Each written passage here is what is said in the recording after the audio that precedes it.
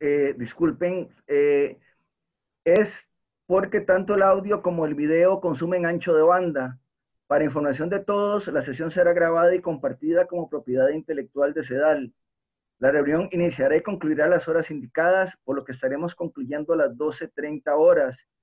Le solicitamos usar el chat para pedir la palabra o levantar la mano con el instrumento que Zoom proporciona para tal efecto. Para efectos del uso del tiempo, le solicito también que las preguntas se circunscriban al tema abordado por el expositor. Si va a emitir un comentario, por favor que sea corto y puntual. Es inapropiado y no se permitirá el uso de palabras oeces, interrumpir a quien esté en el uso de la palabra o agredir de manera verbal a los participantes. Ante cualquiera de estas expresiones, el moderador tendrá la potestad de expulsar a quien incurra en el comportamiento señalado. Cedo la palabra a Carlos Rivera Bianchini. Adelante, don Carlos, buenos días.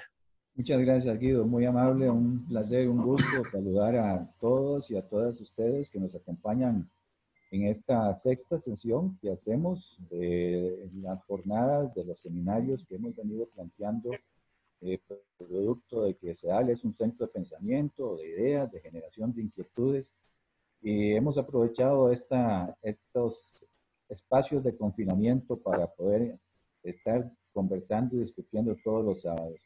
Hoy un tema realmente importantísimo y es un tema en donde gira mucho alrededor del futuro, no solo de nuestro país, sino del mundo. ¿Nos alcanza la educación para cumplir con las exigencias que plantea el nuevo mundo? ¿Cómo podremos enfrentar la pandemia sin ensanchar las brechas educativas y más bien consolidando las herramientas para una educación más inclusiva, más democrática y de mayor calidad? Estamos formando a las educadoras y a los educadores, a los docentes que se requieren con los valores, los conocimientos y las competencias que nos exige el mundo, un mundo en crisis. Para estas inquietudes y otras más que sin duda ustedes tienen, hemos invitado hoy a don Leonardo Garnier, conocido por todos, ha sido parte de los diferentes diversos foros que hemos tenido nosotros en CEDAL. A Leonardo, muchas gracias por aceptar la invitación. Leonardo es doctor en Economía, catedrático de la Universidad de Costa Rica. Además trabaja como profesor en la Escuela de Economía, ministro de Planificación de los años 1994-98, ministro de Educación de 2006 a 2014. Se ha desempeñado como consultor en política económica, política social, gestión pública para organismos internacionales y además otras características que tiene, destaca por ser un autor de libros de cuentos, publicados en diversas partes y en diversos países de habla hispana. A Leonardo, muchas gracias, bienvenido y le cedemos la palabra. Muchas gracias, Carlos, y muchas gracias por la invitación para venir hoy a conversar sobre educación en una coyuntura muy difícil para la educación y tal vez al final podemos hablar de eso. Voy a estar mostrando unos pocos gráficos para ver por lo menos la parte cuantitativa de la evolución de la educación en Costa Rica y luego ya seguir con la parte más cualitativa, pero siempre es bueno como ubicarse en grandes números. Este gráfico que ustedes tienen ahí es como un resumen de 60, 70 años de educación en Costa Rica. Es la tasa bruta de escolaridad en secundaria, o sea, básicamente qué porcentaje de los jóvenes costarricenses están en el colegio en cada uno de los distintos momentos. Este es un gráfico que dice 4 o 5 cosas bien importantes. Tal vez la primera, que es al puro inicio del gráfico, a veces tenemos esa idea como mítica de que en Costa Rica la educación siempre fue súper importante, que Costa Rica es un país que le destinó muchísimo a la educación. Y fíjense que para 1957 la tasa de escolaridad en secundaria era de un 17.7%. Estamos diciendo que para fines de los años 50, el 80% de los jóvenes costarricenses ni siquiera entraba al colegio. que en el fondo lo que quiere decir es que sí, le dimos una gran importancia a la educación, pero fundamentalmente a la educación primaria. La secundaria y la universitaria fueron fenómenos eminentemente urbanos, y no solo urbanos, sino de un grupo relativamente pequeño de la población. Se hizo un esfuerzo enorme en los años 60 y 70.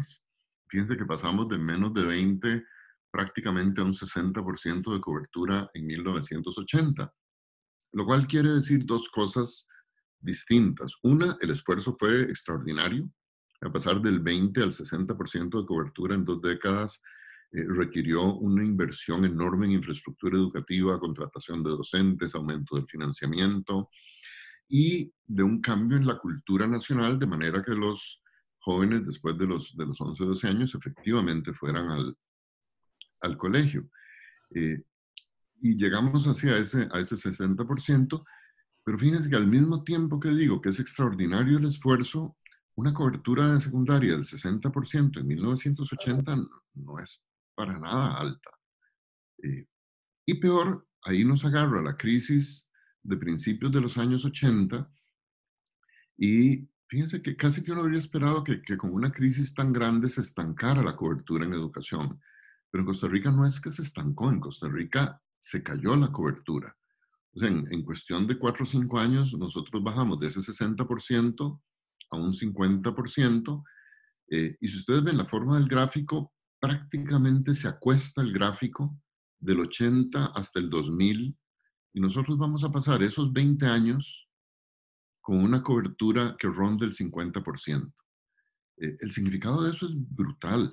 Eso quiere decir que todas las generaciones que debieron haber estado en el colegio del año 1980 al año 2000, la mitad se quedaron solo con educación primaria.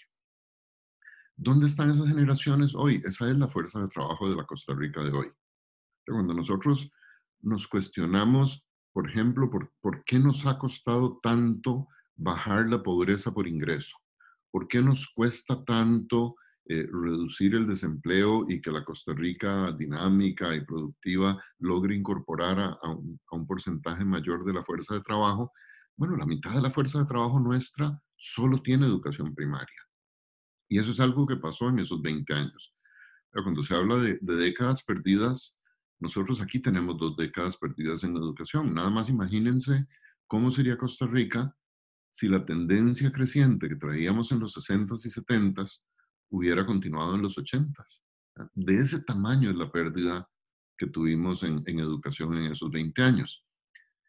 Pero esto no solo me sirve a mí para entender por qué se estanca la pobreza por ingresos, por qué se estanca la productividad. En estos años en que la mitad de los jóvenes costarricenses se quedaron solo con educación primaria, otros jóvenes costarricenses pudieron continuar estudiando, hacernos profesionales, ¿verdad? En estos mismos años hubo un aumento no solo de la cantidad de estudiantes universitarios, sino del número de universidades que se amplió muchísimo. Entonces, fíjense que estos 20 años son la base, viéndolo simplemente desde el ángulo educativo, de las dos Costa Ricas que tenemos hoy. Tenemos una parte de la población costarricense que termina la secundaria y que adquiere educación superior, mientras que la mitad de los costarricenses se quedan con educación primaria. Y eso es algo importante verlo hoy que estamos a las puertas de una gran crisis económica que puede golpear muchísimo la educación, para darnos cuenta de la factura que nos puede pasar históricamente un retroceso en educación. Pasando la página, aquí vemos cómo a partir del año 2000, Costa Rica retoma un esfuerzo similar al que se vivió en los años 60 y 70, y otra vez empezamos a aumentar la cobertura educativa de un 60% hasta llegar prácticamente el año pasado a un 100% de cobertura. Aquí con dos aclaraciones. Esta es una cobertura bruta, ¿verdad? La cobertura neta sigue siendo menor porque en Costa Rica, igual que en casi toda América Latina, hay un rezago por edad. O sea, nuestros jóvenes llevan 1, 2, 3 años de rezago y por eso la cobertura neta es menor. Y lo segundo es que tener una cobertura de casi el 100% no significa que el 100% se gradúa. Todavía tenemos una gran cantidad de muchachos y muchachas que, aunque hacen una buena parte del colegio, no logran graduarse. Entonces, sí hay una gran mejora en acceso, en cobertura, en inclusividad. Todavía no es suficiente, ¿verdad? Va a ser suficiente cuando realmente todos los jóvenes estén graduando de secundaria y teniendo acceso a otras oportunidades educativas. Pero este gráfico sí nos resume como las tres grandes épocas de la educación costarricense de 1970 para hoy, ¿verdad? Una primera época de gran auge, una segunda época de caída y estancamiento, y una tercera época en que continuamos con el aumento de la cobertura. ¿Por qué eso es tan importante? Y aquí podríamos mostrar montones de información. Nada más presento este gráfico para ver la incidencia que tiene la educación en la pobreza. Fíjense que acá lo que tenemos es, en el eje horizontal, cuántos años de educación tienen las personas, en el eje vertical, los porcentajes de pobreza, y aquí destacamos tres cosas, ¿verdad? Si la población tiene menos de educación primaria, la probabilidad de vivir en condiciones de pobreza es muy alta, ¿verdad? Andamos en el 35-40% de probabilidad. Eso va bajando conforme aumentan los años de escolaridad secundaria, pero realmente, cuando tenemos una muy baja probabilidad de que las familias vivan en condición de pobreza, es cuando tenemos más de 11 años de educación. Y aquí estamos hablando de colegios técnicos que tienen hasta 12 años, de algún otro tipo de educación técnica, de idiomas y demás, y sobre todo de educación universitaria. O sea, fíjense que personas con más de 14 años de escolaridad, la probabilidad de vivir en condiciones de pobreza están por debajo del 5%. Entonces sí hay claramente una relación muy fuerte entre educación y pobreza. Dos filminas para mostrar un poco más en detalle el aumento de la inclusividad de la educación costarricense en los últimos 20 años. Este que me parece un gráfico interesante porque nos muestra cómo hemos ido logrando que los muchachos y las muchachas estudien tiempo completo en secundaria. Aquí los datos en anaranjado son del 2001 y las barras en verde son del 2018. Empecemos en la derecha con los ninis, ¿verdad? Esos muchachos y muchachas que ni estudian ni trabajan. Y aquí teníamos en el 2001 un 8,2%, que eso baja a un 6,1%, o sea que hay una ligera mejoría. Aquí, sin embargo, tenemos un problema de definición estadística. Yo muchas veces, cuando vemos estos gráficos con los estudiantes en la universidad, les pregunto cuál es su imagen de un niño. O sea, que si quisieran ver en la pantalla, ¿verdad?, una foto de un niño, entonces siempre me dicen, es un patineto ahí con el pelo largo y aretes y fumando marihuana, ¿verdad? Es como un pinta. Y yo les digo, ok, esa imagen que tienen ustedes choca con la realidad de que la gran mayoría de estos jóvenes que ni estudian ni trabajan son mujeres. No es la imagen del niño. ¿Qué es lo que nos pasa acá?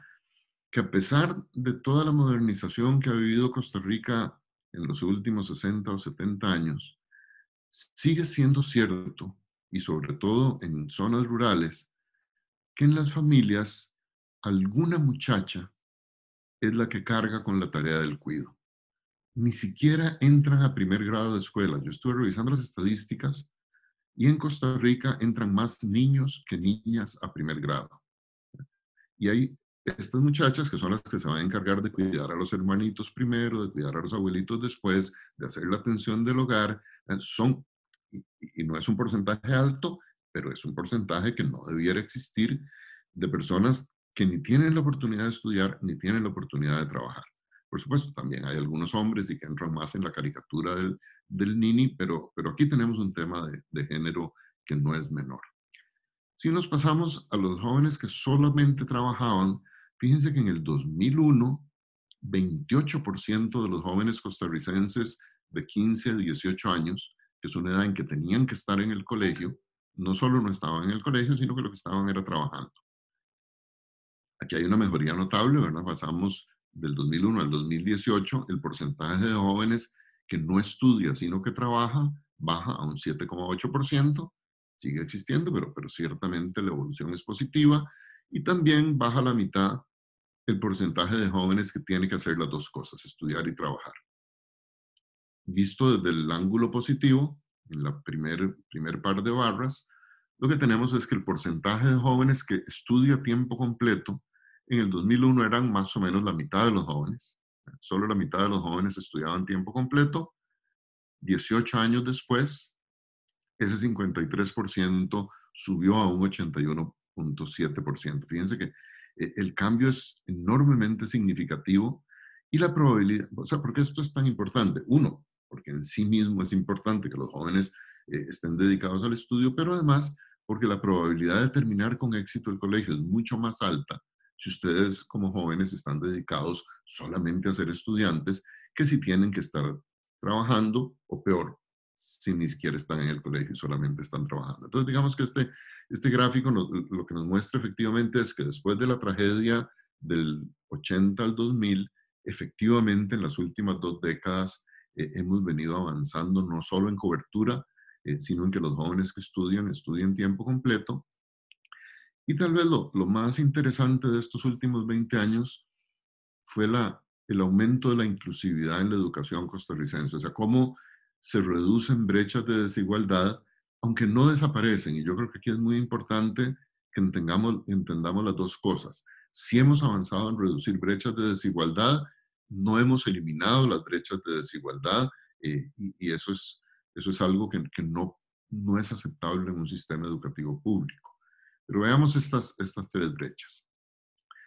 En el lado de la derecha tenemos la brecha urbano-rural. ¿A qué brecha nos estamos refiriendo? Estamos hablando de años de escolaridad. ¿Cuál es el porcentaje de años de escolaridad de los jóvenes urbanos comparada con las jóvenes rurales? Y en estas 2 barras de la derecha lo que tenemos es que en el 2003 los jóvenes urbanos tenían un 29% más escolaridad que los jóvenes rurales. Hay una brecha educativa urbano-rural prácticamente de un 30%. En fin, estamos hablando de nuevo de inicios del siglo XXI.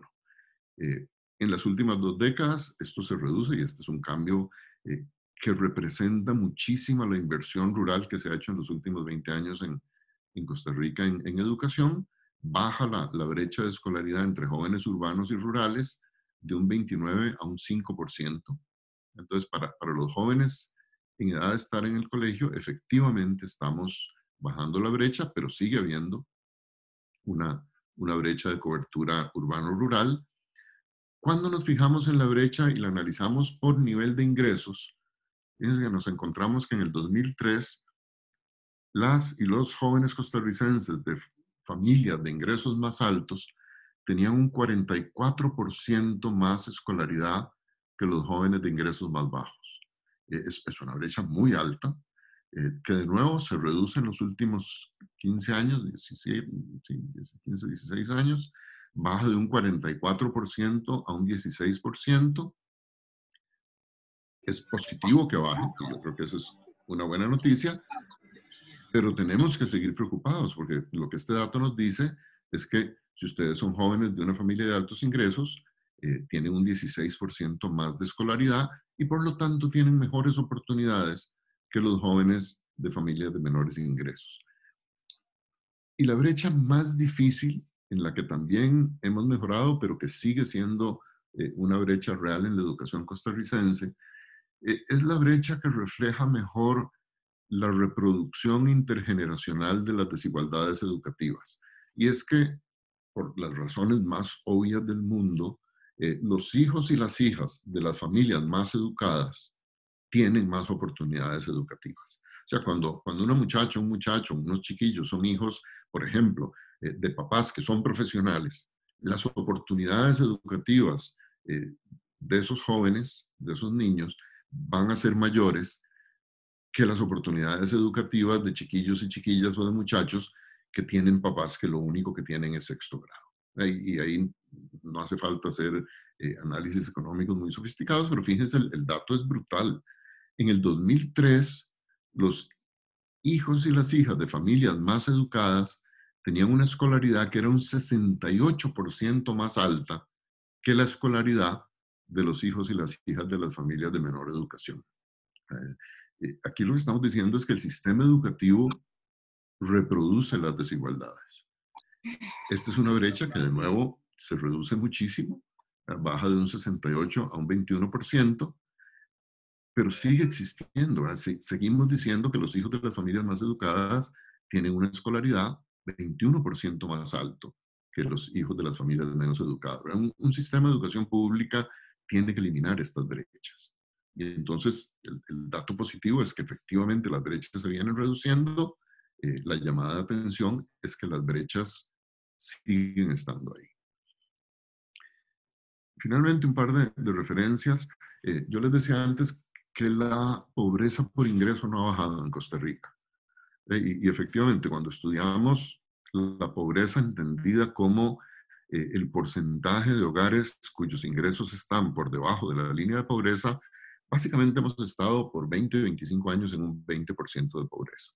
Un 20% de los hogares costarricenses no han podido superar el nivel de ingreso necesario para adquirir la canasta básica.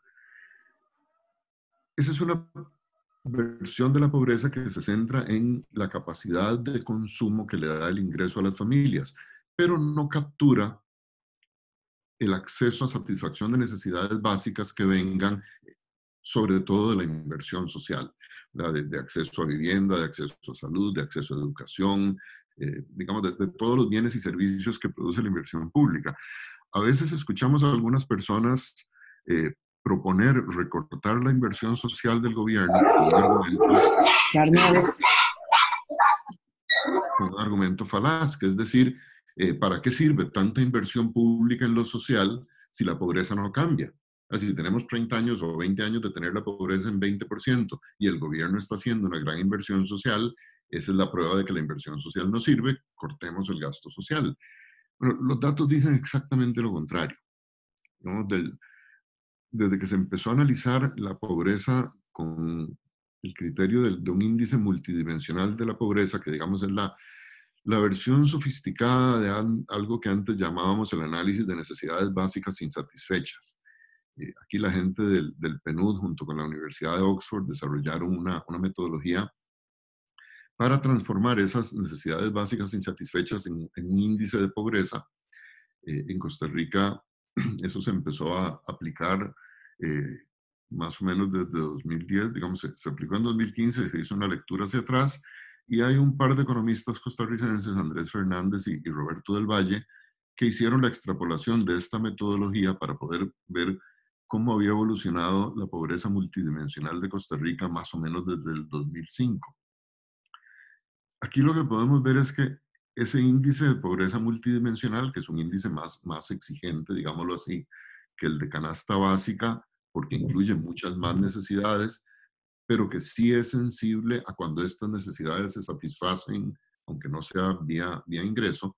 Lo que nos dicen es que para el 2005 la pobreza multidimensional, el índice de pobreza multidimensional era de 38, y que ahí sí vemos una tendencia a la baja del 38% del 2005 a un 19% en el 2018. Fíjense que lo que estamos diciendo es que efectivamente la inversión social en Costa Rica ha tenido un impacto muy importante en las condiciones de vida de la gente, a pesar de que el ingreso de las familias más pobres no ha superado el nivel de la línea de pobreza en el mismo 20%. Entonces, nos da esas dos visiones de la pobreza. Sí es cierto, y se asocia, como les decía, mucho a la pobreza educativa, que no logramos superar la línea de pobreza, pero en términos de la pobreza multidimensional, sí hay un avance. Ese avance, como se ve en este gráfico, se da en todas las regiones del país. Fíjense que en todas las regiones del 2010 al 2019 hay una reducción de pobreza multidimensional. Es una reducción mucho mayor en zonas rurales que en zonas urbanas, reflejando un esfuerzo muy grande de inversión rural, pero la pobreza multidimensional sigue siendo mayor en zonas rurales que en zonas urbanas. El avance fue mayor, pero la pobreza es mayor en zonas rurales, sigue habiendo una brecha. Bien, dejo aquí de compartir imágenes para entrar. Digamos, este sería como el contexto cuantitativo de cómo hemos venido avanzando. Y un poco lo que quisiera hacer ahora es pasarme a hablar de algunos de los cambios que se han dado en la educación en las últimas 2 décadas, y los retos, las carencias, las dificultades que seguimos teniendo en el sistema educativo costarricense para estar realmente a la altura de los tiempos, de lo que se nos viene, y terminar con una reflexión sobre esta coyuntura particular de la pandemia. Eh, lo primero, resumiendo lo que dijimos antes, es que ha habido un logro muy grande en términos cuantitativos. Digamos, si uno piensa que la inclusividad del sistema educativo, nosotros en el MEP hablábamos de 3 grandes causas de por qué los jóvenes y las jóvenes no están en el colegio. Uno tiene que ver con la exclusión social, y los gráficos de esto lo que mostraban es que se ha venido reduciendo la exclusión. Eso tiene que ver muchísimo en parte con inversión educativa, con aumento de infraestructura, de colegios. El número de colegios ha venido aumentando mucho, sobre todo en zonas rurales, y se fortalecieron los programas de equidad del MED, digamos, los comedores, transporte escolar. El papel de Avancemos ha sido muy, muy importante en esto. Pero la inclusividad de la educación no va a depender solo de estas variables que, digámoslo así, me compensan la exclusión, sino que tiene que ver también con variables propiamente educativas, ¿verdad? Con cuánto aprendizaje logran los muchachos y las muchachas en el colegio, y qué tan atractivo, qué tan interesante, qué tan eh, agradable les resulta el colegio como para que no quieran salirse. Entonces, yo aquí quisiera hablar como de 3 o 4 tipos distintos de reformas. Empezando tal vez por las reformas curriculares que afectan el área académica de la educación. Y aquí para mencionar algunas cosas importantes que han venido cambiando en la educación costarricense, tal vez empezando por lo que tiene que ver con lenguaje. Eh, Muchas veces cuando uno es profesor en la universidad, uno siente que 2 cosas, que la comprensión de lectura de los estudiantes que nos llegan es baja, y que la capacidad de redacción de los muchachos y muchachas que nos llegan es muy pobre. Y eso tiene que ver con que la educación en lenguaje no es buena. Eh, Aquí a Costa Rica le ha pasado algo que ha ocurrido bueno, en casi todo el mundo, en particular en el mundo de habla hispana, que es que por 20 o 30 años el enfoque que se puso de moda para enseñar a leer y escribir estaba mal, No. ¿no?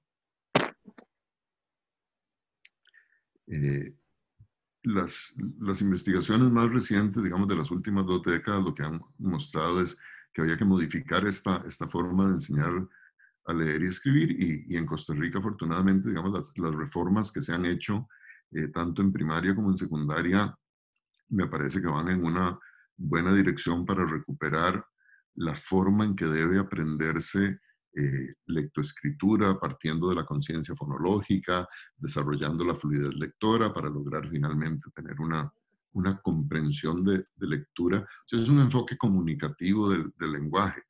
Eh, Aquí, como vamos a ver un poquito más adelante, lograr mejoras curriculares no se traduce inmediatamente en una mejora de los procesos educativos, pero digamos que el país ha logrado avanzar en tener un enfoque curricular en lectoescritura acorde con los descubrimientos de las últimas 2 décadas. En la parte de ciencias, eh, aquí afortunadamente un enfoque, un cambio en el enfoque que surge sobre todo o empieza a desarrollarse en Francia, y ya se ha empezado a aplicar en varios países de América Latina, en Colombia y en México lo estuvieron trabajando, y nosotros estuvimos trabajando con ellos. Es una cosa que suena casi obvia, pero que si se hace bien puede ser enormemente poderosa. Eh, un par de científicos franceses, Georges Carpac y el otro siempre se me olvida cómo se llama, eh, plantearon en Francia que se estaba enseñando mal ciencias. O sea, que en Francia, y esto es cierto en un montón de lugares más, se estaba enseñando ciencias como quien enseña el resultado de los procesos científicos. O sea, le enseñábamos a los chiquillos lo que la ciencia descubrió y apréndaselo, porque eso es lo que usted tiene que saber de ciencias. Y estos dos premios Nobel lo que hacen es decir, vean, lo que hay que enseñar no es el resultado de la ciencia, no hay que enseñar las respuestas a las que llegó la ciencia. La educación científica no se hace a partir de respuestas, se hace a partir de preguntas. Y tal vez por caricaturizarlo de la forma más obvia que yo lo vi es, eh, lo que le enseñamos a los estudiantes es que la ley de la gravedad dice que un objeto cae a 9.8 metros por segundo al cuadrado. Aprendas eso y usted ya sabe cuál es la ley de la gravedad. Bueno, este par de franceses dicen no. Pregunte al estudiante por qué se caen las cosas. Parta de la pregunta. Y a partir de esa pregunta, genere un proceso de indagación hasta que los estudiantes lleguen a la ley de la gravedad.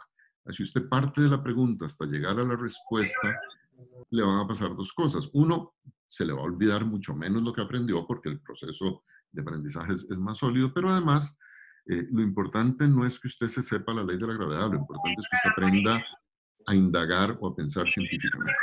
Y bueno, eso se ha incorporado en Costa Rica en los programas de ciencias de primaria y secundaria. Como les decía, aquí trabajamos con la gente de México, con la gente de Colombia, con un apoyo de la UNESCO, y eso ha sido importante. Y tal vez la tercera gran reforma en estas áreas básicas es la que se dio en matemáticas. Matemáticas, Perdón, un momentito. ¿Podrían, sí. por favor, apagar los micrófonos? Por favor.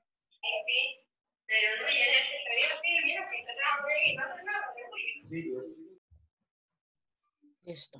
Listo. Ok. Entonces, bueno, les hablaba de la reforma en áreas de lenguaje, las reformas en áreas de ciencias, y matemáticas ha sido siempre el coco de las asignaturas en muchísimos lugares en el mundo, en particular otra vez en países de habla hispana. Ni España ni ningún país de América Latina es particularmente sólido en la enseñanza de las matemáticas. Los resultados que damos en las pruebas PISA son terribles comparados con algunos países europeos o con países del sudeste asiático. En Estados Unidos es muy diverso, hay lugares donde es muy buena la enseñanza de la matemática, hay otros donde es también muy mala. Aquí se hizo una reforma muy grande de los programas desde primer grado hasta el final de la secundaria con un equipo de matemáticos y de profesores de matemáticas que ya traían un proceso muy largo de investigación sobre, no simplemente sobre matemáticas, sino cómo enseñar la matemática. A mí me parece que es de las reformas más importantes que hemos hecho, pero de nuevo, como vamos a hablar más adelante, no es suficiente que una reforma curricular esté bien planteada. La capacidad para que esto se traduzca en las aulas, en una mejor enseñanza de la matemática, tiene luces y sombras. No me voy a extender en algunas otras reformas, pero digamos ha habido avances bien importantes en la enseñanza del inglés. Ustedes recordarán que es recién en 1996-97, siendo ministro de Educación Eduardo Dorian, cuando se incorpora plenamente a la educación pública la enseñanza del inglés, y ahí el rezago más importante que teníamos era la formación de los docentes, y aquí sí ha habido un esfuerzo muy grande de capacitación docente y de actualización de programas. Y algo que ha acompañado también el proceso educativo costarricense es la informática educativa, que de nuevo viene de Costa Rica. En esto fue un país pionero desde 1987, y es un programa con una cobertura también muy amplia, ¿verdad? Este no es un programa urbano, es un programa que llega hasta las comunidades indígenas del país, y que nos da un montón de ventajas, aunque no hemos sabido, y de nuevo cuando hablemos de las limitaciones de la educación, no hemos sabido sacarle todo el potencial. Una segunda área que ha cambiado en los últimos 20 años tiene que ver con los colegios técnicos. Y aquí les confieso que para mí de las cosas que más me sorprendió al entrar al MEF fue encontrar y descubrir los colegios técnicos. Yo tenía, y tal vez a mucha gente le pasa en Costa Rica, una imagen muy arcaica de lo que eran los colegios técnicos, ¿verdad? Como el colegio vocacional que enseña ahí un oficio sencillito a los muchachos, y en realidad los colegios técnicos profesionales son una de las cosas más impresionantes del sistema educativo costarricense. en los últimos 20 años, además, toda la malla curricular de prácticamente todas las especialidades se actualizó para organizarse a partir de un enfoque centrado en el desarrollo de las competencias, y en particular a partir del 2010 se hizo un esfuerzo muy grande para aumentar la cobertura. Estos colegios atendían como al 18% de los estudiantes, y actualmente ya andan cerca del 30% de los estudiantes de secundaria los que están en los colegios técnicos.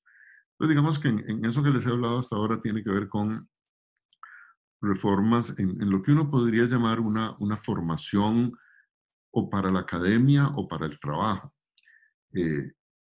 Cuando me plantearon la conferencia me hicieron una pregunta muy específica sobre la formación para la ciudadanía, y es que efectivamente por muchos años como que se perdió el norte de que la educación era una educación para la vida, y nos centramos mucho en entender la educación para el trabajo, y de hecho mucha gente siempre pregunta si la educación está o no está organizada para atender el mercado de trabajo. Yo creo que efectivamente la educación, una de las funciones que tiene es atender el mercado de trabajo, o sea, preparar a la futura fuerza de trabajo. Fíjense que, que del gráfico inicial con el que empezamos la conversación, una de las carencias en los 80s y los 90s fue precisamente que no le dimos herramientas a nuestra fuerza de trabajo para enfrentar el mercado de trabajo, pero la educación tiene que ser muchísimo más que eso. En el 2006, cuando entramos al MEP, planteamos una visión que le pusimos un nombre pomposo para ver si acaso se le daba importancia. Le llamamos el proyecto, se llamó Ética, Estética y Ciudadanía. Y básicamente lo que ese proyecto planteaba era que la educación no solo tenía que ser una educación para el trabajo, sino que tenía que ser una educación para la vida y una educación para la convivencia.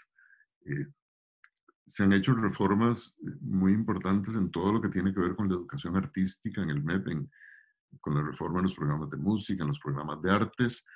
Tal vez de las cosas más bonitas, y cuando digo bonita no es porque a mí me parezca bonita, sino porque a los estudiantes les parece bonita, fue la consolidación del Festival Estudiantil de las Artes como una cosa súper masiva que convoca a decenas de miles de estudiantes en todo el país. Eh, bueno, no me voy a extender en eso porque no me paran.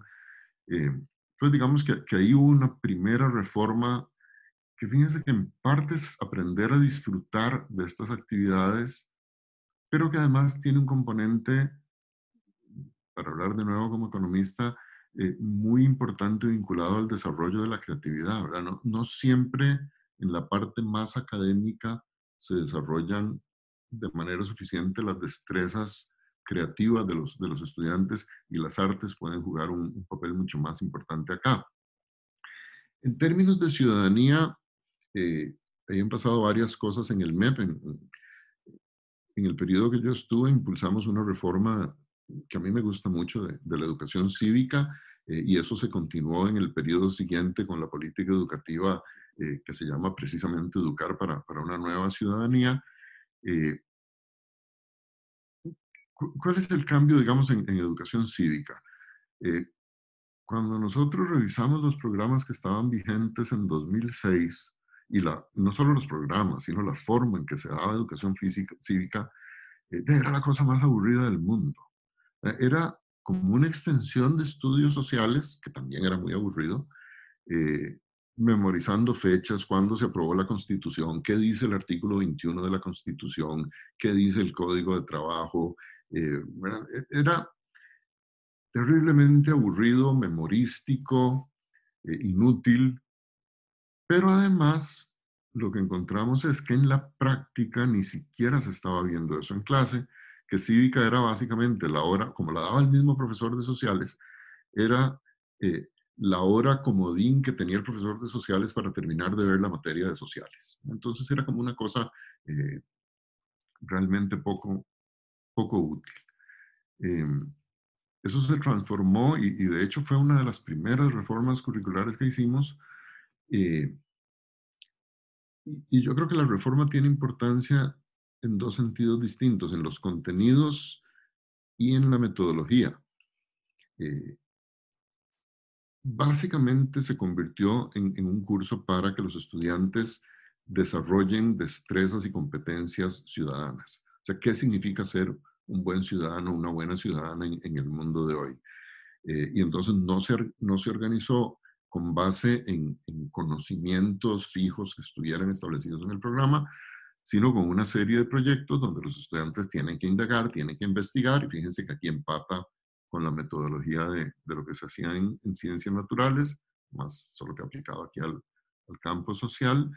Qué problemas hay en mi comunidad, cómo resolverlo, cuáles son las instituciones involucradas, cuáles leyes afectan para que la municipalidad pueda o no pueda hacer lo que queremos hacer, para que los estudiantes de verdad investigaran, plantearan proyectos, discutieran, plantearan soluciones. Fue muy interesante aquí una discusión que tuvimos que a mí me resultó muy interesante, incluso en términos personales, de cómo entender esto, porque estaba la pregunta de que en estos cursos había que formar para la ética, y recuerdo el aporte de Rosa Margarita, una profesora universitaria que nos apoyó en esto, que ella lo que dijo es que normalmente en este tipo de cursos, o en general en el sistema educativo, tratamos de enseñar ética con sermones, de lo bueno es esto, haga lo otro, ya ustedes se imaginan. Y ella lo que planteó es que la ética solo se aprende cuando los estudiantes enfrentan dilemas éticos. Y entonces el curso de cívica se organizó precisamente incorporando la confrontación de dilemas éticos. A veces con situaciones reales que enfrentaran los estudiantes, de tener que decir, bueno, ¿qué es lo correcto en este conflicto que hubo en la clase? ¿Qué es correcto y qué no es correcto? Muchísimas veces con noticias de los periódicos, ¿verdad? De, bueno, este está planteando recortar este programa o se va a aprobar tal otra ley. De nuevo, la discusión ética. Pero además muchas veces recurriendo al arte, recurriendo al teatro, al cine, a la novela, a los cuentos, que están llenos de dilemas éticos. Y entonces aquí, como les digo, no solo hubo un cambio de contenidos, sino un cambio de metodología. Y finalmente eso se ha combinado con un aumento en la importancia que el MEP le da a temas de convivencia, de interculturalidad, la incorporación de los programas de sexualidad y de afectividad, digamos, tomarse en serio todas estas cosas que tienen que ver con cómo aprendemos a vivir juntos. Y efectivamente aquí el papel de los orientadores ha sido enormemente importante, pero yo diría que tal vez el cambio más importante es que el MEP aprendiera a tomarse estos temas como temas educativos, no como extras. Cito un ejemplo tal vez de cómo eso cambia una institución. En el MEP se creó la Dirección de Vida Estudiantil porque no había una sola oficina en todo el MEP que tuviera que ver con los estudiantes. Hay dirección curricular, hay dirección de infraestructura, hay dirección de recursos humanos, hay direcciones regionales. Nadie en el MEP estaba encargado de pensar en los estudiantes. Pues bueno, podría mencionar algunos otros cambios, pero no quiero extenderme mucho. El papel de gobiernos estudiantiles, tal vez en ese sí me detengo un poquito, porque junto con Cívica, eso es un taller permanente de ejercicio de la ciudadanía, ¿verdad? Cómo vivir todo el proceso desde la elección hasta el funcionamiento y la evaluación de los gobiernos estudiantiles. Yo recuerdo hace un montón de años cuando se dio la caída del muro en Europa y todo el cambio en los países de la Europa del Este, vino un equipo de Polonia, viajaron a distintos países a ver cómo funcionaba la democracia en distintos lugares. Y yo me acuerdo estar viendo una entrevista con ellos en televisión y les preguntan de qué fue lo más importante que aprendieron en Costa Rica. Yo no sé por qué yo pensé que iban a hablar del Tribunal Supremo de Elecciones o alguna cosa así. Y el señor este de Polonia que estaban entrevistando dijo que a él lo que más lo había impresionado eran las elecciones estudiantiles en las escuelas y los colegios. ¿Right? Entonces el periodista le pregunta por qué y la respuesta de él a mí me pareció interesantísima. Él dice, mire, porque lo que hemos visto aquí en Costa Rica es que los niños y las niñas y los jóvenes se acostumbran a elegir a su gobierno estudiantil desde primer grado de la escuela, digamos, y hasta ahí yo iba, ok, eso me parece muy bonito, pero normal. Y el tipo de Polonia dice, pero es que lo más importante de esto es que eso quiere decir que los costarricenses desde primer grado de la escuela se acostumbran a qué significa perder una elección. Y para vivir en democracia ninguna cosa es más importante que aprender a perder una elección. Yo les confieso que yo nunca había pensado eso desde ese ángulo y desde entonces un poco entendí lo importante que eran los gobiernos estudiantiles. Y entonces se les ha dado una importancia muy grande.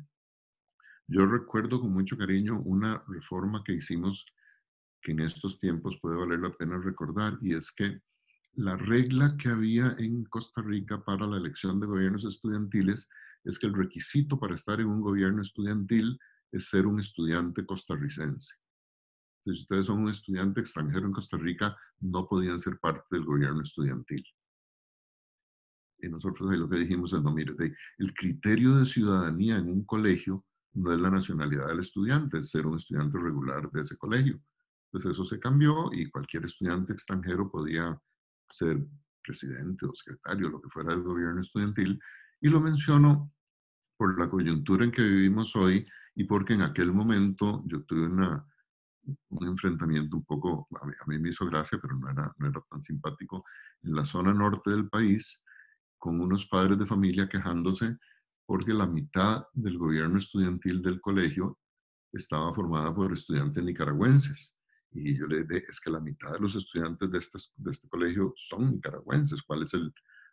Y si son estudiantes regulares, pueden ser parte del gobierno estudiantil. Bien, podría mencionar algunas otras cosas, la reforma y el aumento en la cobertura de preescolar, tal vez es el último al que me refiero antes de entrar a los problemas. En preescolar en Costa Rica han pasado dos cosas muy importantes, una por un periodo muy largo y la otra más reciente. La que ha pasado por un periodo muy largo, y a mí me sorprende porque es un cambio de primera importancia en el sistema educativo y por el que nadie ha reclamado paternidad, y eso es muy raro porque cuando hay una reforma educativa muy importante, alguien quiere reclamar el mérito, es el aumento en la cobertura. Nosotros en los 70s casi no teníamos preescolar y sistemáticamente desde los 70s, incluidos los años de la crisis, hasta hoy la cobertura en preescolar ha venido aumentando. En el nivel inmediatamente previo a primer grado, la cobertura es prácticamente universal y es muy alta también en el nivel anterior. O sea que los dos niveles de preescolar que tenemos, uno tiene como el 80, el otro tiene como el 95% de cobertura. Eso es súper importante y como les digo, es algo que ocurrió a lo largo de un periodo muy largo. No fue una única decisión, sino algo que el sistema educativo costarricense fue capaz de hacer. Y lo segundo, que sí es más reciente, fue la reforma de los programas, que también, digamos, actualiza un poco a nivel del siglo XXI el programa de preescolar. Pero aquí quiero cambiar de marcha y pasarme entonces a los problemas de nuestro sistema educativo. Y precisamente quería empezar con preescolar. Yo les decía antes que uno de los problemas en que hemos mejorado, pero no hemos mejorado suficiente, es el que tiene que ver con la desigualdad educativa. Y bueno, es que la desigualdad educativa, por más esfuerzo que haga el sistema educativo, no empieza a los 4 o a los 5 años. La desigualdad educativa empieza a los 0 años. Y nosotros de 0 a 4 no tenemos casi nada.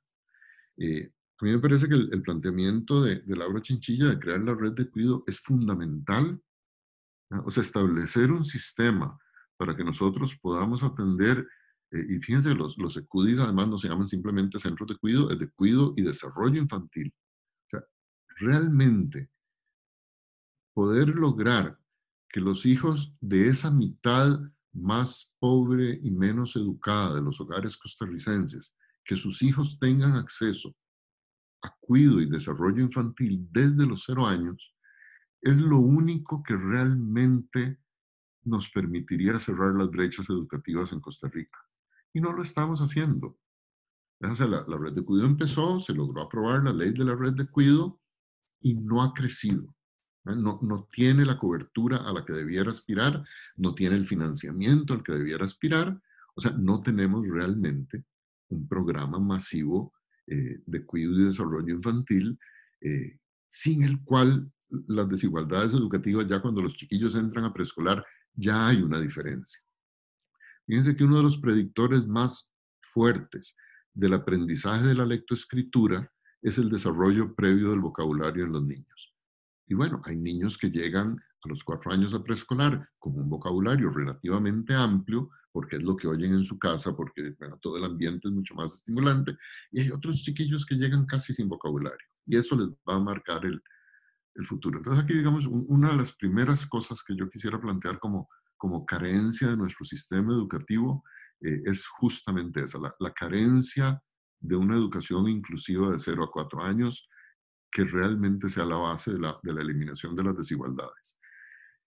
Fíjense que esto no solo es un problema educativo, no solo es un problema de justicia, es completamente estúpido en términos económicos, y uso el término estúpido en su sentido más preciso, no estar haciendo esta inversión.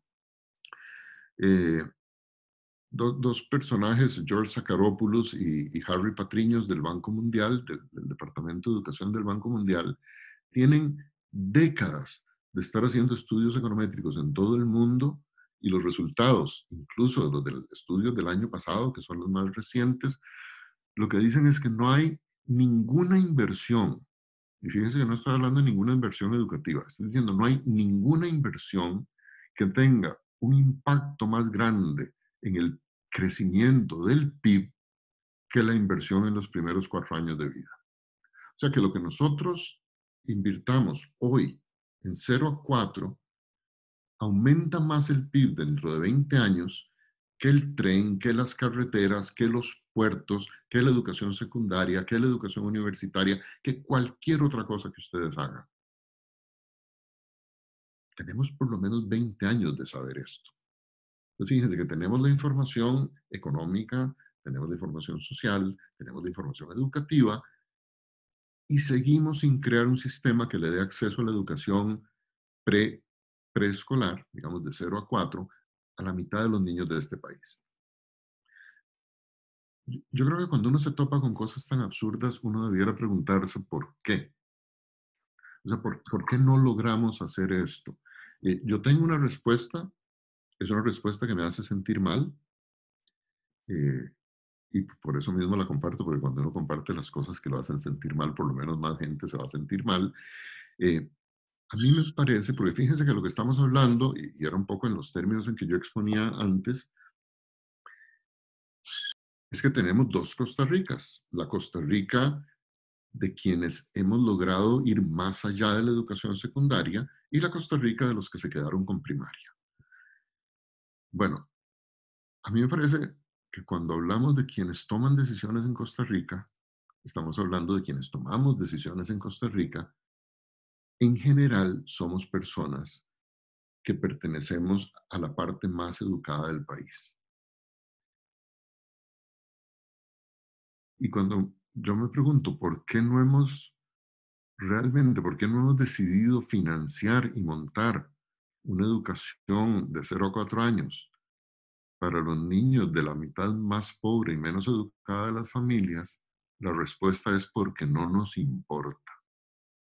Porque nuestros hijos no necesitan eso. Las necesidades educativas de los hijos de los profesionales y las profesionales de este país, su estímulo infantil se lo damos en la casa desde que nacen, y los metemos en guarderías, y tenemos un montón de posibilidades de que efectivamente nuestros hijos lleguen a preescolar con un buen vocabulario, con una buena experiencia estimulatoria, y que eso otro para la mitad más pobre no exista, no nos afecta. Y créanme, va a seguir siendo así, a menos que algo inesperado pase en Costa Rica. Pero yo creo que esta sería de las cosas más importantes que podríamos hacerle a la educación. Ese era un primer punto. Un segundo punto tiene que ver con la calidad de la educación, ya aparte de 0 a 4, con la calidad de preescolar, primaria, secundaria que tenemos. no es buena.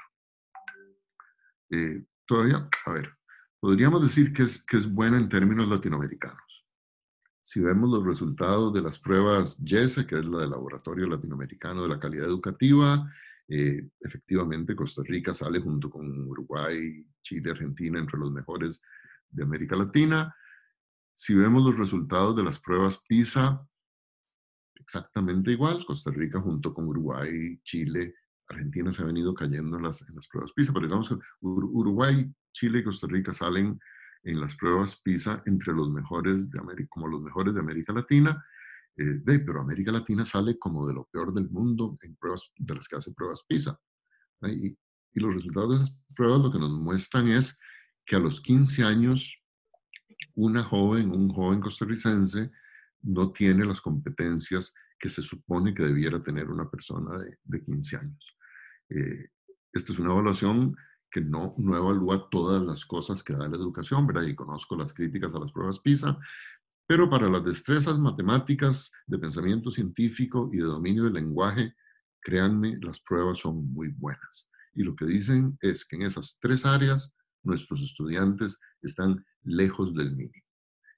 Y bueno, eso quiere decir que tenemos un problema muy serio, que aunque hayamos hecho un esfuerzo muy grande por actualizar la malla curricular, y digamos, yo me siento tranquilo y contento con el estado actual de la malla curricular costarricense, me parece que está razonablemente bien actualizada, incluso en términos de lo que se puede ver en PISA, y además incluyendo todas estas otras destrezas para la vida y para la ciudadanía, pero no estamos logrando un aprendizaje de calidad en ninguna de estas cosas. No es, como algunos podrían creer, un problema de educación pública o educación privada, y esto por la razón más simple del mundo. Los estudiantes de colegios privados de Costa Rica tampoco salen muy bien en las pruebas PISA, ¿no? Entonces no nos hagamos la ilusión de que los privados sí salen bien en PISA y los públicos salen mal en PISA. De hecho, cuando ustedes cogen los resultados de pruebas PISA y eliminan el efecto del nivel socioeconómico de los estudiantes, los resultados de los alumnos de colegios privados no son significativamente mejores que los estudiantes de los colegios públicos. O sea que tenemos un problema de país, no simplemente público-privado. Esto daría para conversar muchísimo, pero yo escojo centrarme solo en una de las cosas que afecta a esto, porque me parece que es la más importante. Tenemos un problema espantosamente grande en la formación docente en Costa Rica y en los procesos de contratación docente en Costa Rica. Como parte del esfuerzo de ampliación de la cobertura que tuvimos, que me parece súper positivo, y no me vayan a malinterpretar acá, se necesitaron muchísimos más docentes en Costa Rica, y entonces se ampliaron los programas de formación docente, y en particular crecieron algunas universidades privadas, que son las que hoy por hoy más docentes están produciendo en el país, y son docentes que no tienen la calidad mínima necesaria para ser buenos docentes. Podría dar muchísimos ejemplos, les cito dos o tres cosas. Nosotros antes hablamos de la importancia del inglés. Hicimos evaluaciones de inglés con los docentes de inglés del MEP, y lo que encontramos es que el nivel promedio era muy bajo, pero lo que más nos asustó es que había por lo menos una tercera parte de los profesores de inglés que estaban en niveles A1, A2. O sea, el nivel que debiera estar un estudiante de colegio. Ese no es un nivel para enseñar, es un nivel para aprender. Pero fíjense que estas eran personas que tenían un título universitario de profesor de inglés, y cuando hacen una prueba internacional, su nivel es A1 o A2.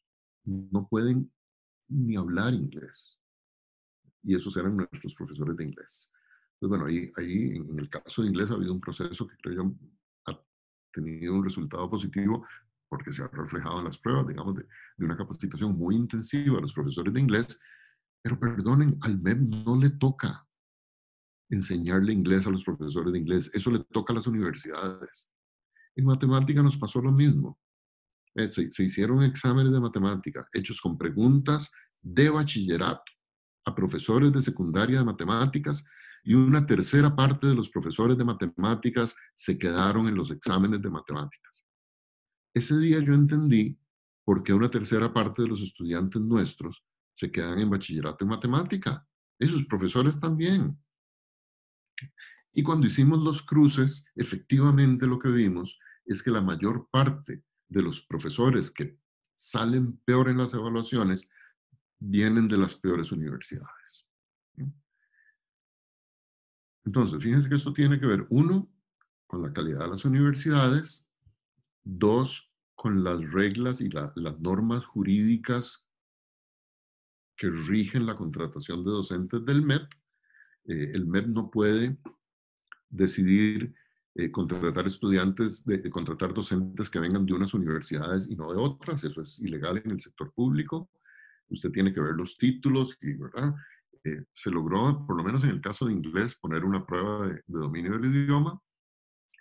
En este momento, finalmente, hay una comisión, y digamos, para no ser solo portador de malas noticias, ¿verdad?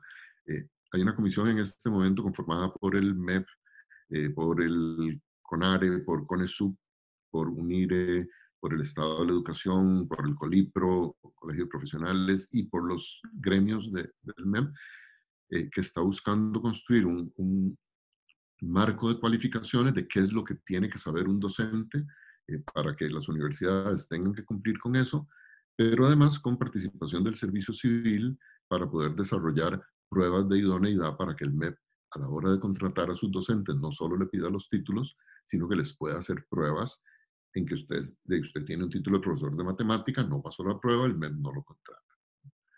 Pero, ¿verdad? Sin los docentes idóneos, esto no va a funcionar. Y yo les diría, y con esto tal vez concluyo para poder conversar con ustedes, yo les diría que este es el problema más grave de la educación costarricense. O sea, un sistema educativo no puede ser mejor que sus docentes. Puede ser peor si hacemos mal las cosas, pero no puede ser mejor. Entonces, el gran reto hoy por hoy de la educación costarricense ya no está en las políticas de inclusión, que esas, como les decía, han logrado que prácticamente el 100% de los jóvenes entren al colegio. No está en la parte curricular. Las reformas curriculares, me parece a mí que nos dan un sistema educativo razonablemente actualizado.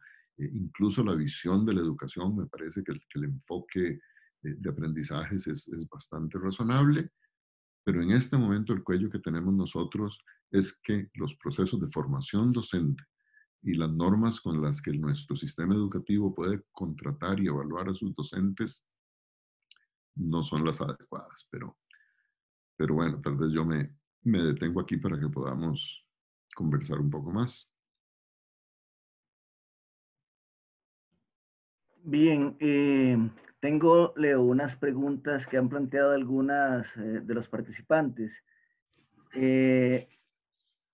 Bien, para ir abordándolas de una en una. De Nelson Barraza, ¿en qué medida llegó la virtualidad educativa a quedarse durante y post pandemia como un recurso de fomento creativo de enseñanza-aprendizaje? ¿Qué requiere Costa Rica para implementarlo? Luego dice, pregunta también, ¿sería sano y viable fomentar una semiautonomía de la educación respecto del MEP, de forma que sea asumida por gobiernos locales para mayor incidencia de necesidades locales hacia la generación de clústeres educativos por región? Esas dos, si querés, las comentadas, atendés, y luego seguimos con algunas que hay acá. Rosita Argüello tiene la mano levantada para que sepa y para que ahorita le damos la palabra. Entonces, adelante. Ok, gracias. Tal vez, bueno, empiezo con lo de la virtualidad. Uno, a ver, aquí tenemos cosas buenas y cosas malas.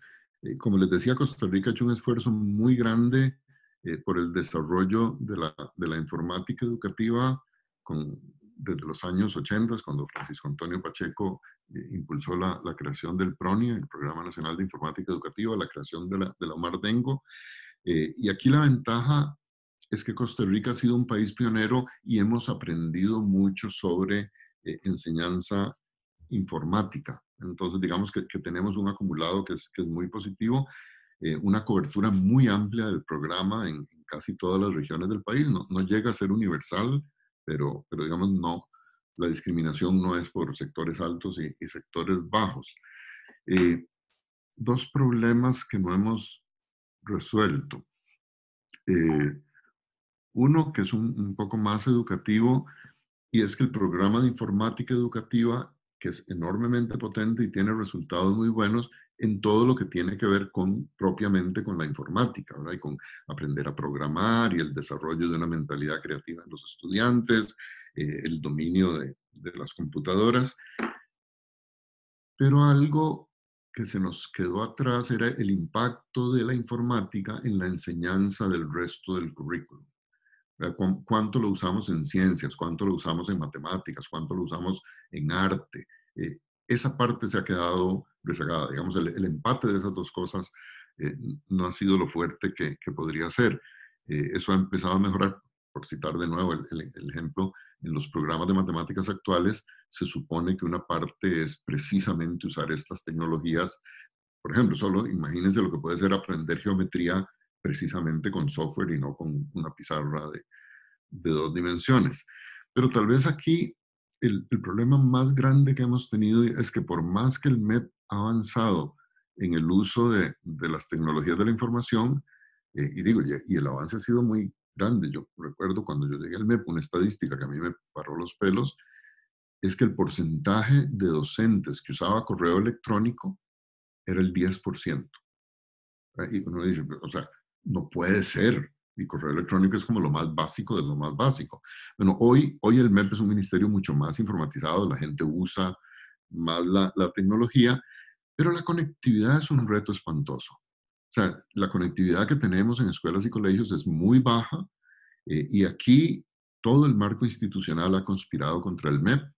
Y voy a hacer las críticas en dos direcciones. O sea, tratamos con el ICE, pero lo que ha pasado es que para el ICE el MEP es el mejor negocio del mundo. El ICE le vende conexiones al MEP como si cada escuela fuera una pulpería. Entonces las tarifas son de tarifa por escuela. ¿Eh? Hicimos 80,000 intentos, y yo sé que eso ha seguido en las administraciones posteriores, para que el ICE entienda que le está vendiendo Internet al sistema educativo. Es un cliente y debiera ser tarifa de un cliente mayúsculo que le contrata Internet para todo el país. Bueno, ahí no hubo forma. Pero lo que a mí me enoja más es el Fonatel, que fue un fondo que se creó con los recursos de la apertura en telecomunicaciones para financiar la democratización del acceso a Internet. Tenía que cumplir con el Plan Nacional de Desarrollo Digital. Desde la administración, digamos, esto empezó en el gobierno de Oscar, pero en la administración de Laura fue cuando estuvo el primer plan digital. El eje central era la conectividad de los centros educativos, y a Fonatel eso nunca le importó. Nunca ejecutaron. Ellos más bien siguieron una estrategia de cositas chiquititas que en el fondo, mi juicio es que le servían más a las empresas privadas de telecomunicaciones que al Estado, y mucho menos al MEP. Y hoy estamos discutiendo por la pandemia si el Ministerio de Hacienda puede agarrar el Fonatel y usarlo para pagar deuda en lugar de darle banda ancha a los estudiantes de todo este país. Entonces, vean, ya que estamos hablando de la pandemia, no vamos a poder salvar el Fonatel. Lo que yo esperaría es que por lo menos logremos salvar la parte de Fonatel que tiene que ayudarle al MEP a pagar la red de banda ancha. Porque en la pregunta sobre virtualidad en la pandemia, de ahí sí, nosotros estamos en capacidad de mejorar muchísimo la educación virtual si tenemos conectividad. Pero si la conectividad depende de uno de los celulares de la casa de una familia donde hay 3 hijos, donde la mamá está haciendo teletrabajo, y la única conectividad es la de un celular y es prepago, esa no es educación virtual. Entonces, de verdad, el salvar un pedazo del Fonatel y financiar esto, el MEP ya con la Mardengo tienen el programa de banda ancha prácticamente listo, pero necesitan la mitad del financiamiento. La mitad está cubierta por el presupuesto MEP. La pregunta de la autonomía es súper interesante. Yo la veo un poquito distinto a como está planteada la pregunta. Cuando nosotros nos preguntábamos, a ver, ¿de qué depende la calidad educativa? Y bueno, yo les planteo un problema macro, que es el problema de la formación docente. Lo cierto es que en Costa Rica, dentro del sistema público, hay escuelas y colegios que son tan buenos como los mejores privados, y hay resultados que lo muestran, ¿verdad? Las notas de sus estudiantes, el éxito en la universidad, son de verdad espectaculares. Hay otro montón de colegios y escuelas que son normalmente buenos, hay otros que son malitos y hay otros que son una porquería. Todo dentro del mismo sistema público. Y cuando uno se empieza a preguntar qué explica eso, lo que uno se encuentra es que hay un factor que lo voy a resumir en el término comunidad educativa, pero que tiene que ver con la directora o el director, la relación con los docentes, el vínculo con los padres de familia, ¿verdad? Digamos, la calidad de la comunidad educativa. Y lo que uno encuentra es que las mejores escuelas y colegios de Costa Rica tienen una comunidad educativa muy buena. Y los muy malos tienen una comunidad educativa muy mala, tienen un mal director, tienen una pésima relación del director con los docentes, a las familias de esa comunidad no les importa el colegio, lo que sea. Entonces, un poco lo que en algún momento planteamos, y es una política aprobada por el Consejo Superior de Educación, aunque no se llegó a poner en práctica, apuntaba a efectivamente darle más, nosotros la llamamos darle más autonomía relativa a los centros educativos. ¿Qué es lo que queríamos decir? Que a centros educativos de calidad dentro del sistema público se les diera más autonomía. O sea, si usted está cumpliendo con estos 4 o 5 indicadores de calidad, rendimientos, cobertura, acceso, inclusividad, conflictos, algo simple, entonces su centro educativo, el director va a tener más autonomía para seleccionar su personal, el colegio va a tener más autonomía para reacomodar el currículum, para meter cosas nuevas, para cambiar, más autonomía. Nos parecía que, digamos, y en eso, digamos, es una de las cosas que muchas veces le dice a uno a la gente del sector privado de por qué colegios privados pueden ser mejor, ¿no? Porque pueden tener esa mayor flexibilidad. Y claro, si el colegio es regularcito o malo, no le podemos dar esa autonomía porque la autonomía va a ser un desastre. Entonces, mi primera parte de la respuesta es sí, yo creo que hay que darle más autonomía a los centros educativos que se ganen esa autonomía. Yo no pasaría a los colegios a un régimen municipal, bueno, básicamente por 2 razones. Una, porque hay buenos y malos regímenes municipales y ahí hay un riesgo muy grande, pero además porque eso podría llevarnos a lo que uno ve tan claramente en Estados Unidos, que es que si las escuelas pasan a ser municipales, van a reproducir la desigualdad que hay entre distritos, ¿verdad? Una escuela de Sutton Place en Nueva York, una escuela pública, es maravillosamente buena porque está en uno de los distritos más ricos de Nueva York, y la escuela del Bronx es terriblemente mala porque está en el Bronx y tiene los recursos del Bronx. Entonces, lo que sí me parece importante de la pregunta es que debiera haber un mayor involucramiento de los gobiernos municipales en la educación de sus escuelas, ¿verdad? Esa distancia que tenemos ahí le hace daño al sistema educativo. Entonces yo no iría tan lejos como pasar las escuelas o los centros educativos a ser municipales, pero sí buscaría una mayor cercanía. Fíjense que en Costa Rica tenemos una norma que es que las juntas educativas las nombran las municipalidades. Sí, las nombran, pero no las asumen como propias, no se meten con la educación. Entonces sí, yo creo que valdría la pena avanzar en esas 2 direcciones. Rosita, ¿tenés la palabra? Leo, yo coincido con mucho de lo que usted habla, pero vieras que tengo que decirte que no coincido en la parte de la formación profesional, Cuando uno sale de la universidad, te lo digo yo como docente de muchísimos años, cuando uno sale de una universidad, sale como un diamante bruto. Y en aquellos tiempos, mucho las asociaciones, la ANDE, ayudaban a que uno se puliera, le enseñaran muchas cosas en el quehacer docente. Eso, nosotros cuando se creó el SENADI, éramos como locos, felices, porque íbamos a tener un centro de recursos que nos iba a dar una serie de insumos para trabajar en las aulas. Esto terminó en el Ulailao Gámez, que yo no sé si todavía se sabe qué será lo que tiene, qué será lo que es y para dónde va. Pero hay que fortalecer el Ulailao Gámez. Yo siento que la gente tiene que saber que existe un centro en el si yo tengo dudas o necesito apoyarme en algo, puedo asistir. Casualmente, el ministerio tiene que tener gente que le diga en su método de trabajo cómo va a dar. Eso no ha existido. Y la división curricular, por lo ende, tiene que tener un montón de apoyo, que son dos partes que siempre han estado poco favorecidas. Y cierro, perdonando, con una pregunta.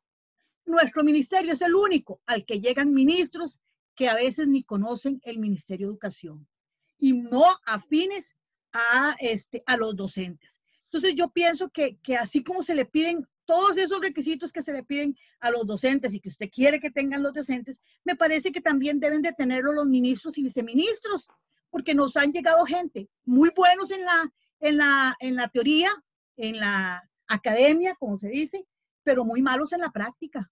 Y nos ha llegado gente muy buena en la práctica que tal vez no sabe para dónde va el ministerio. Entonces yo pienso que tenemos que los docentes amarrarnos un poquito a las enaguas y decir, un momentito, no le aceptamos fulanito, queremos a alguien que tenga estos y estos y estos requisitos de acuerdo a lo que se necesita. En fin, yo creo que verdaderamente en educación hay que hacer mucho, pero que hay que hacer mucho conociendo verdaderamente todo el aspecto total de la educación en Costa Rica. Muchas gracias. Leo, hay un tema que vos tocaste y que se vincula a esto que abordó Rosita también, y es el tema de si la educación de los docentes es mala solamente en el sector de las universidades privadas.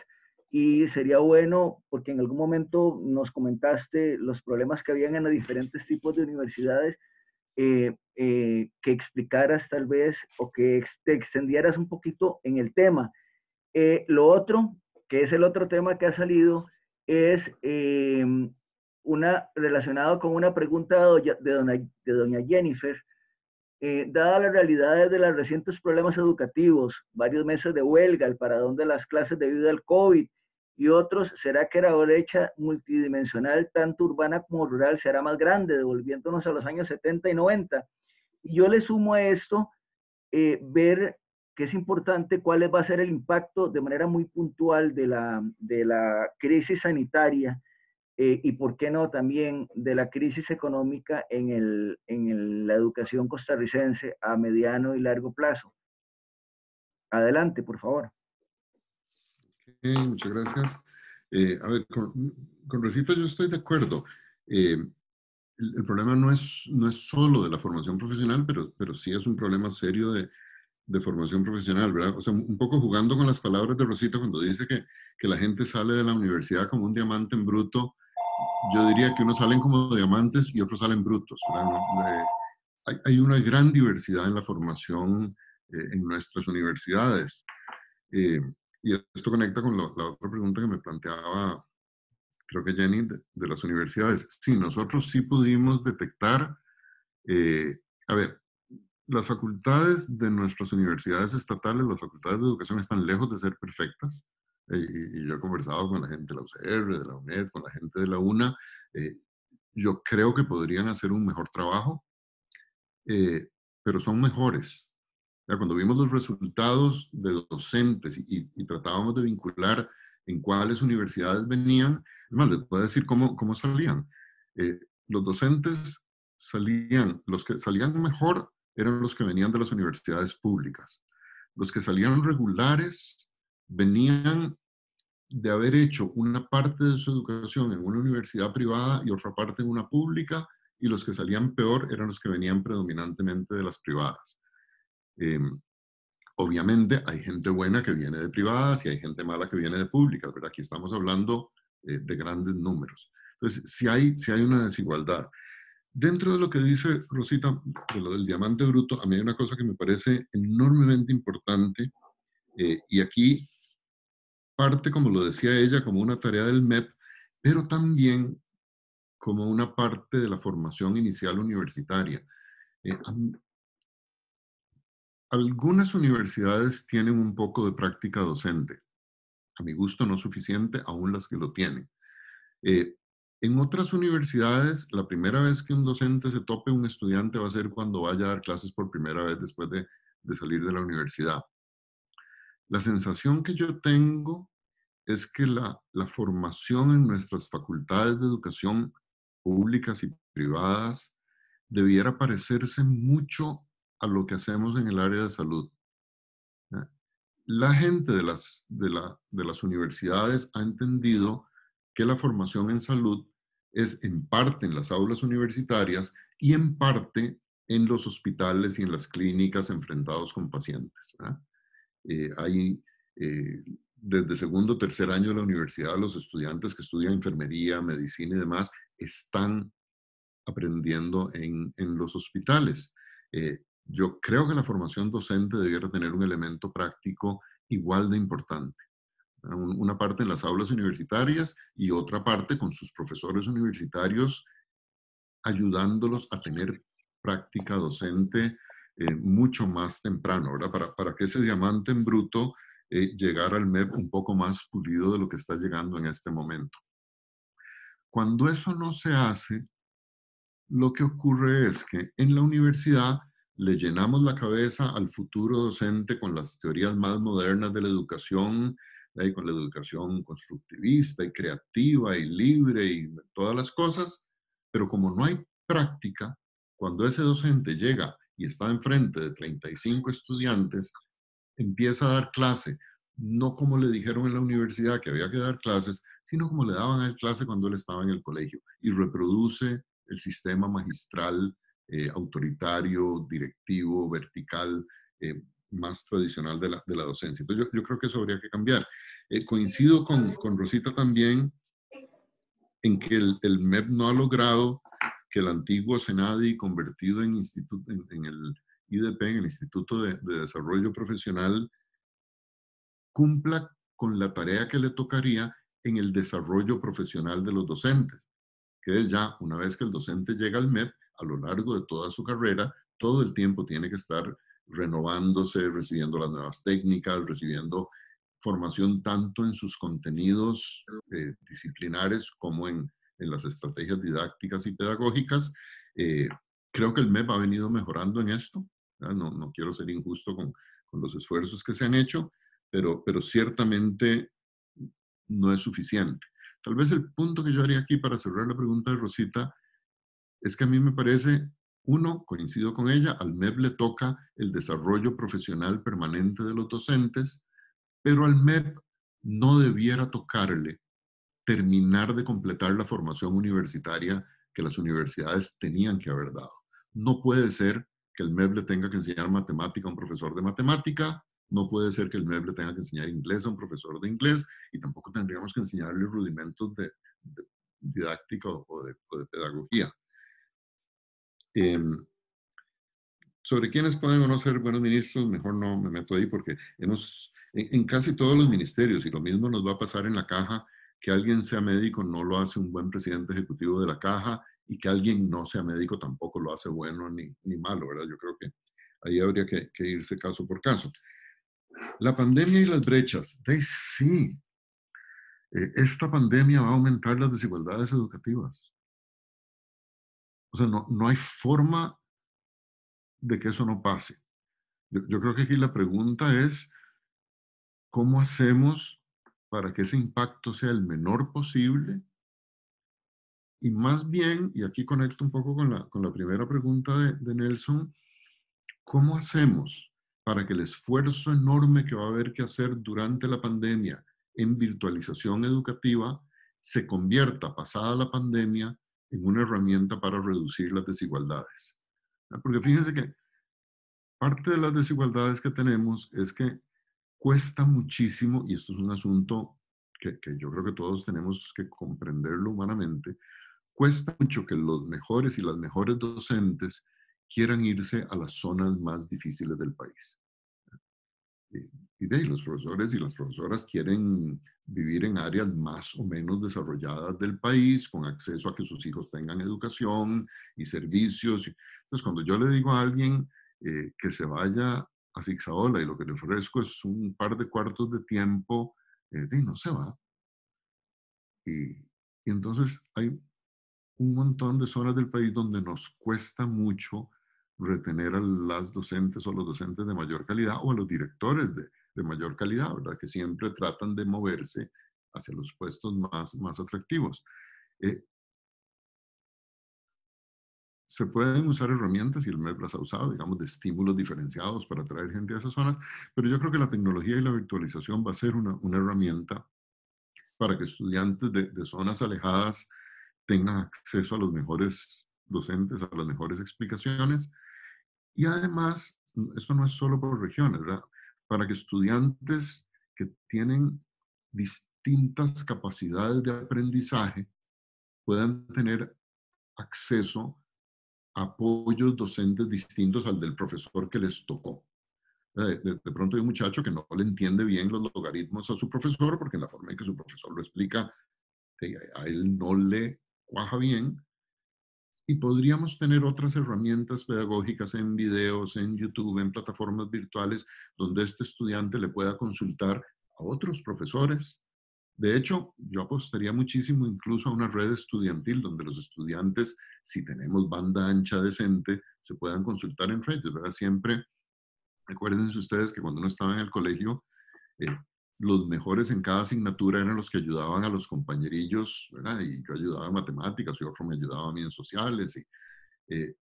Internet nos permitiría hacer eso en todo el país. Entonces, esto que decía Nelson, de que la virtualidad nos podría ayudar a enfrentar mejor lo que venga después de la pandemia, yo creo que es cierto. Pero sí, y el MEP en esto está trabajando muy intensamente en estas semanas y va a ser muy difícil, es cómo minimizamos el golpe de la pandemia para las y los estudiantes que se nos queden con el menor acceso posible. Y yo sé que aquí, y esta es una discusión que hemos estado teniendo en el Consejo Superior, yo entiendo que a la gente del MEP le gusta ser optimista, ¿verdad? Y entonces de pronto están muy contentos porque ya le mandamos guías de autoaprendizaje a todos los estudiantes del país. Yo les decía, mire, sí, pero si yo tengo 14 años y me mandaron una guía de autoaprendizaje, pero yo estoy solo en mi casa y está el televisor y está Facebook y la guía de autoaprendizaje no va a ser suficiente. Entonces sí, tal vez redondeo la respuesta a esta última pregunta con una reflexión y por eso empecé con la crisis de los 80s. A mí me parece que en los 80s no fuimos conscientes del impacto educativo de la crisis. Creímos que eso se recuperaba solo donde se recuperó la economía. Y el rezago en educación duró 20 años. A mí me parece que hoy, y estas preguntas que ustedes hacen van en esa dirección, hoy debiéramos ser conscientes de que la crisis de la pandemia va a provocar una crisis educativa y que en los próximos 2 o 3 años tenemos que tomar las acciones necesarias para que solo sea un golpe de 2 o 3 años y no se prolongue por 15 o 20. Y eso va a requerir acciones muy específicas. Vamos a extendernos un poquito más, no mucho rato más, son las 12:35, ya estamos 5 minutos por encima del tiempo que nos habíamos fijado. Dice Ana Isabel García, dice, no hay una formación en gerencia educativa. ¿Será eso lo que nos puede hacer falta? Tiene la palabra Ana Ruth Quesada. Yo les ruego ser muy puntuales y no extenderse en los comentarios. Ana Ruth, adelante. Y el tema es precisamente en cuanto a la desigualdad de la calidad de universidades. Entonces, bueno, lo plantea Rosita desde el punto de vista educativo, pero yo lo planteo desde el punto de vista de la empresa privada. Entonces, claro que cuando uno contrata en la empresa privada, hay una desigualdad real que implica que uno contrate o no contrate. Los ingenieros electrónicos para los call centers. Entonces ya yo sé que la clase A son los ingenieros que vienen graduados de un instituto público, ¿verdad? Pero, por ejemplo, en los agentes para call center, los programas de call center de los CTP son pésimos. ¿Por qué son pésimos? Porque pusieron a dirigir esos programas a docentes bilingües que en su vida trabajaron en un call center. Y cuando hemos hecho planes pilotos en empresas con esos estudiantes de los CTPs, ellos llegan entrenados en hablar en inglés por teléfono, pero no tienen la normativa de calidad de servicio al cliente, de manejo de clientes difíciles, la disciplina, el orden y la madurez para poder entrar a atender esas posiciones. Entonces, sí hay diferencias, obviamente, entre organizaciones públicas y privadas, y hay algunas privadas que simplemente en este momento están vetadas de contratar personas graduadas de esos centros por la pésima calidad que tienen los estudiantes. Entonces, no se puede tapar el sol con un dedo. Gracias, Ana Ruth. Tiene la palabra José Manuel Peña.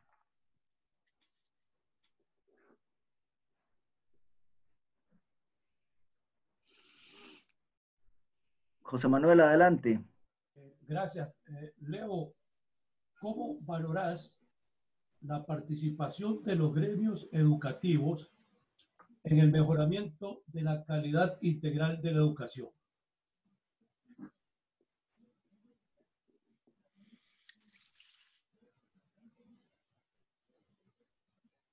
Vamos.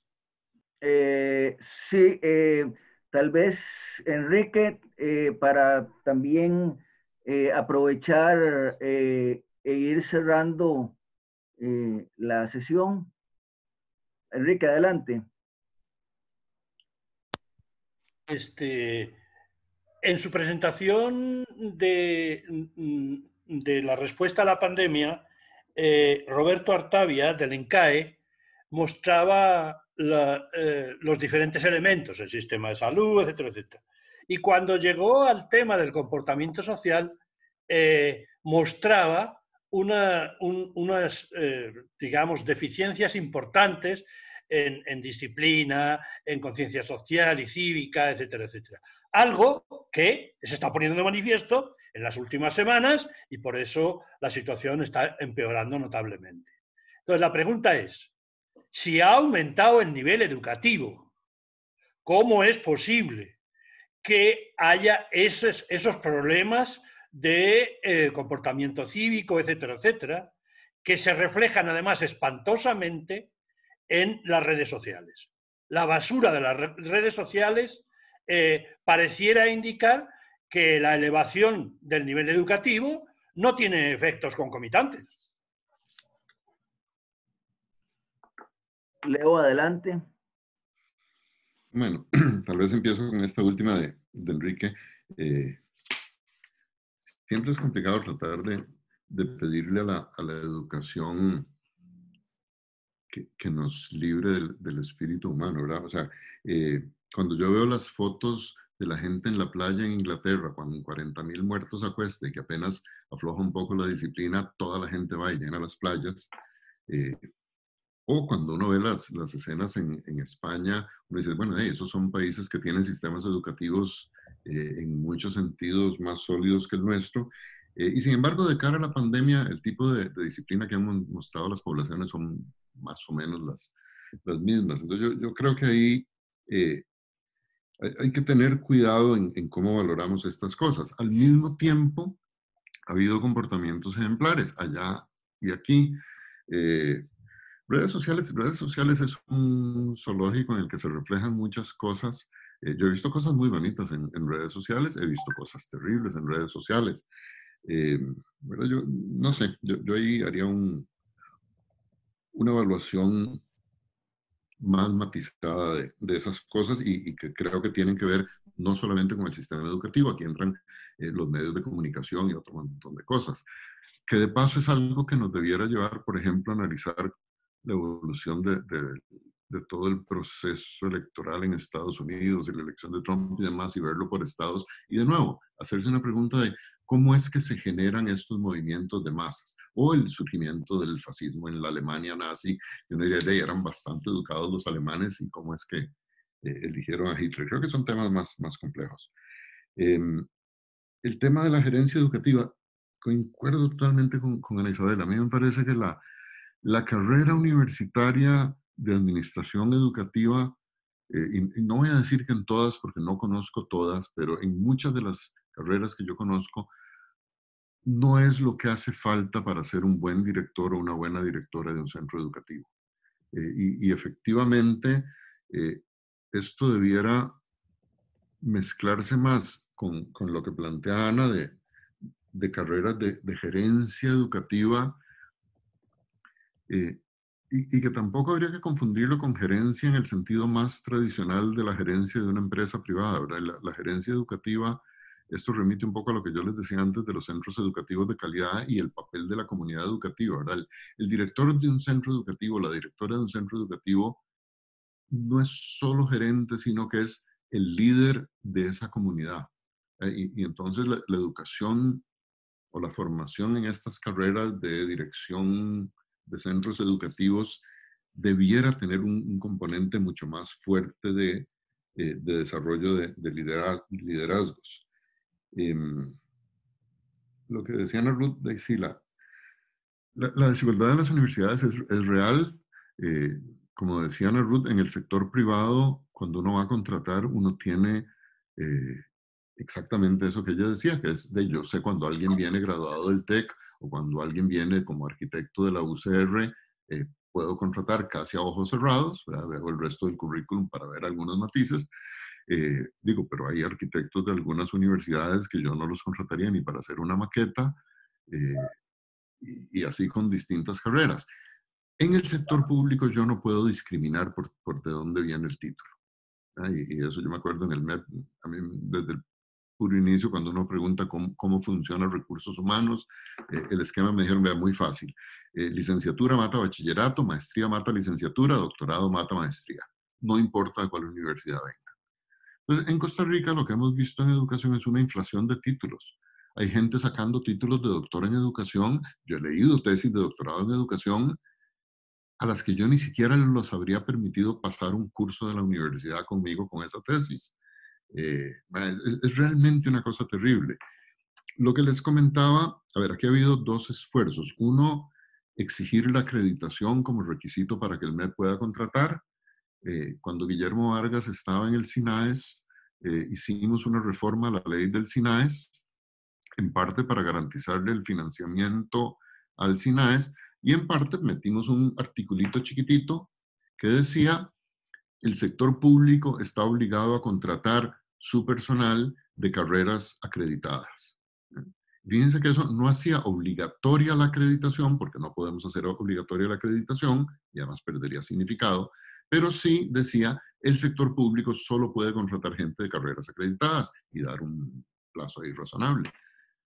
Cuando la ley se aprobó, en la última votación hubo una moción y el párrafo que decía el Estado está obligado a contratar personal de carreras acreditadas se cambió y quedó así.